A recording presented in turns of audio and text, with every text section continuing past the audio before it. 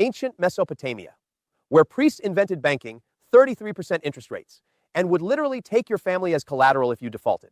Between the Tigris and Euphrates rivers, or modern-day Iraq, the Sumerians weren't just building ziggurats. They were creating the world's first financial system, and they recorded it all on clay tablets. These Mesopotamian banking chads started with simple receipts for grain deposits in temples.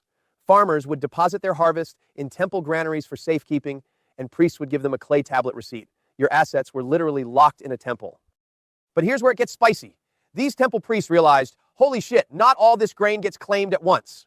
So they started lending out the extra grain at interest, the world's first yield farming. They were generating passive income while everyone else was just trying not to die of dysentery. And the interest rates, absolute madness. We're talking 20 to 33% annual yield. Makes modern banks look like a joke. They called it mass, which meant both interest and calf. Why? Because your money was supposed to multiply like livestock.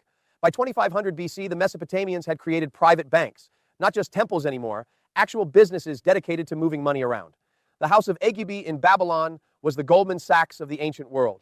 These guys were doing everything: loans, deposits, investments, international transfers. These banking chads invented debt instruments, clay tablets that recorded who owed what to whom. And get this, these debt tablets could be transferred to other people. They were trading debt thousands of years before Wall Street made it cool. But wait, there's more.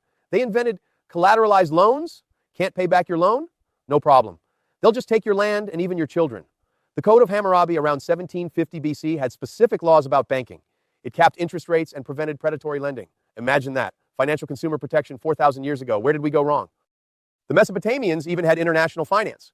The Assyrian merchants created trade colonies in Anatolia where they used silver as settlement. They were sending clay tablets with encoded messages about prices and trades. And let's talk about their risk management. They invented insurance.